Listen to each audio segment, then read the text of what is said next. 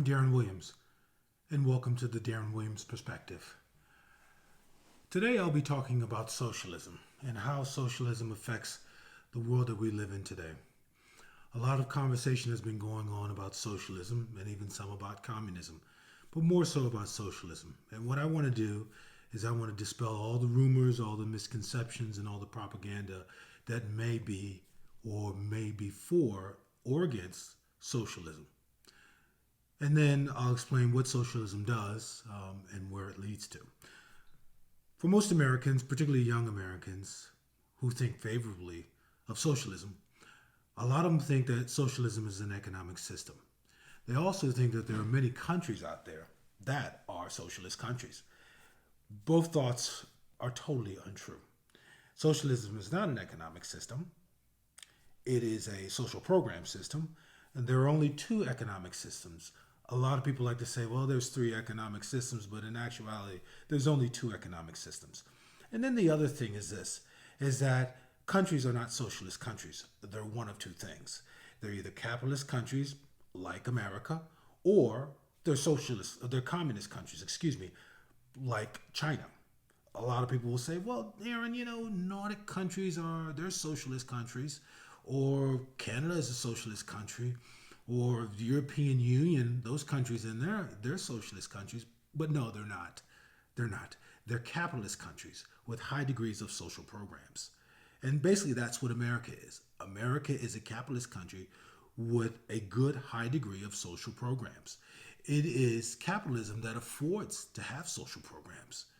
Bottom line, you cannot have social programs off of socialism or off of communism. Well, Darren, you know what?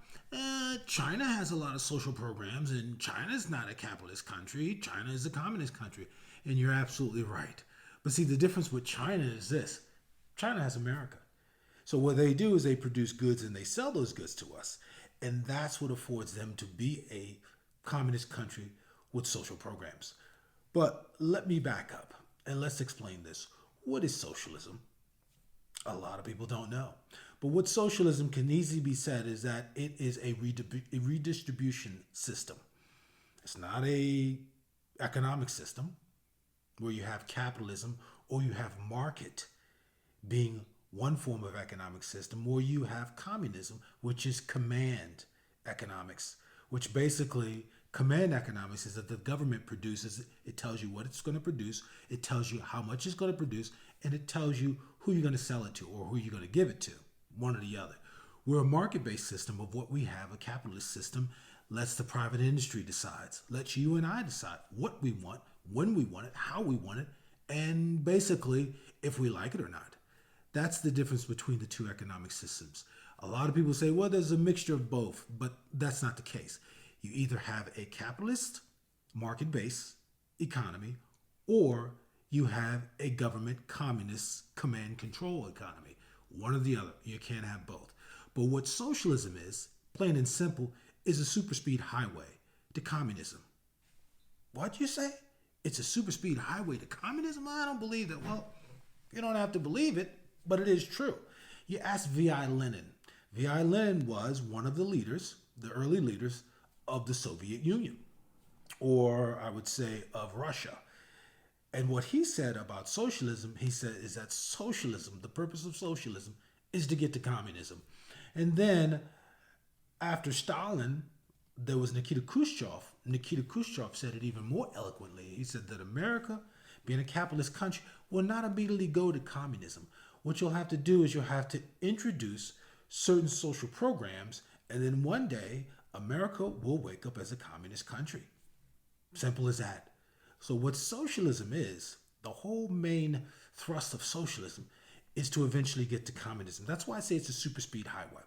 Basically what ends up happening is that you produce goods, you produce services, and the government basically takes those goods, takes those services, or they tell you what to produce or what to build. They take it and then they redistribute it to everyone else. That's what socialism is. But at some point, the government's going to want to have complete control over all your goods and all your services, and they're going to take over everything. And then you'll find yourself in communism. You'll find yourself in the land of China. You'll find yourself in Venezuela. Venezuela this summer, what happened with them, very tragic. You'll find yourself in Zimbabwe. You'll find yourself in North Korea. You'll even find yourself in Nicaragua. Nicaragua is a communist state, which basically is falling apart as we see. So, why are we discussing socialism in America? If we realize that socialism leads to communism, why are we having this discussion about socialism? Why don't we just kill the subject and just move on and just say, hey, capitalism is the best system, which actually it really is. But why are we having these conversations about socialism? Well, I'll tell you two reasons. One is because it's the human condition. That's the first and foremost thing. The second thing, which is a little bit more complicated, but it's easy to understand, we're taught socialism at a very early age. For about 18, 19, 20, maybe even 25 years, we're taught socialism, even within our household. See, that's the trick right there. Socialism actually only works well in a family unit. And what that basically means is that the mother and the father are the breadwinners of the house. And so they had children.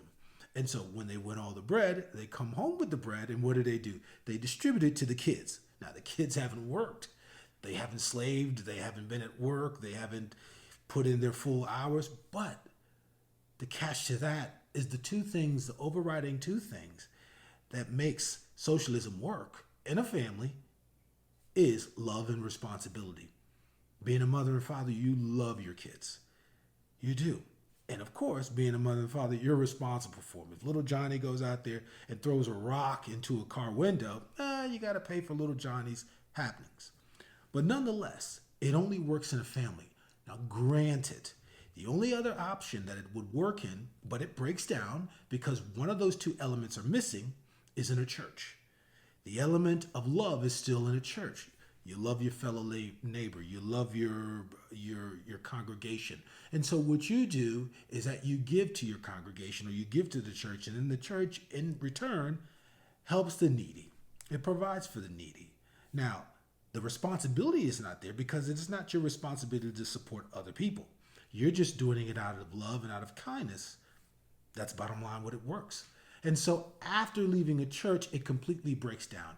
When you try to implement it into state or federal government, it completely breaks down because neither two of the elements are there.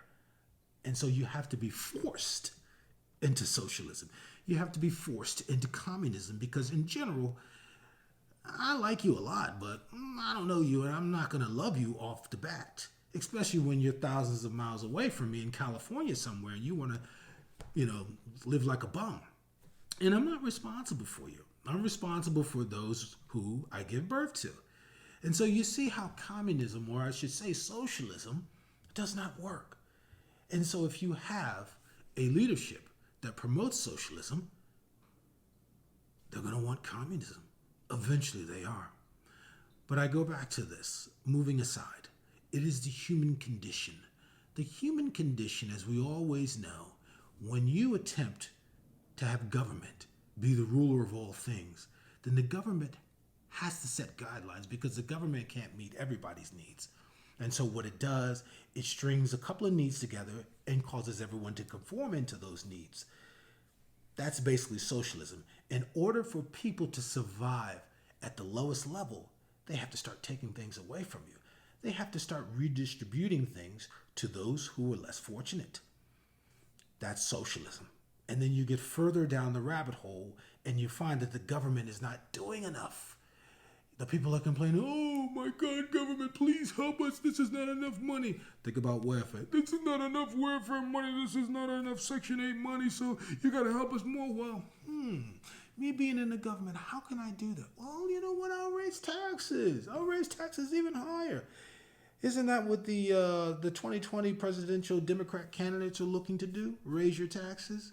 Bring in illegals, get everybody on health care. That's going to cost billions of dollars. And where are they going to get that from? Oh, they're going to get that from you. They're going to get it from me. So you see how this socialism eventually turns into communism? But this is the kicker. It is the human condition. You see, countries always lead to this. They always lead to socialism. They always lead to communism. And communism, what does it do? It provides tyranny. It provides totalitarianism. It provides authoritarianism. It provides misery, pain, death, suffering. It provides genocide. Yeah? Communism provides genocide. Look at Russia. Look at what happened with Russia during V.I. Lenin's time. Millions of people died. They were killed. Joseph Stalin, millions of people died. Nikita Khrushchev, same thing. Look at Hitler. Millions of people were murdered. Look at Pol Pot. Look at Mao Zedong. Millions of people died under the communist regime. I think the most current that we have is Cambodia. So, as you know, these things do happen in communist regimes. But still, why are we discussing socialism?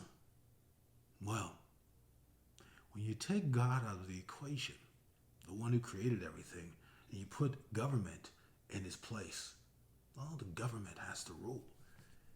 It has to rule. And man has to control things in order to properly rule, or so he thinks. But if you allow God to come into all facets of life, particularly that of economics, then we can have success for all. If you understand something, capitalism comes from Old Testament. It comes from the Old Testament. And basically, the first element of capitalism is property rights. So when you looked at Israel and when they went into the promised land in Canaan, it's just a history lesson for you.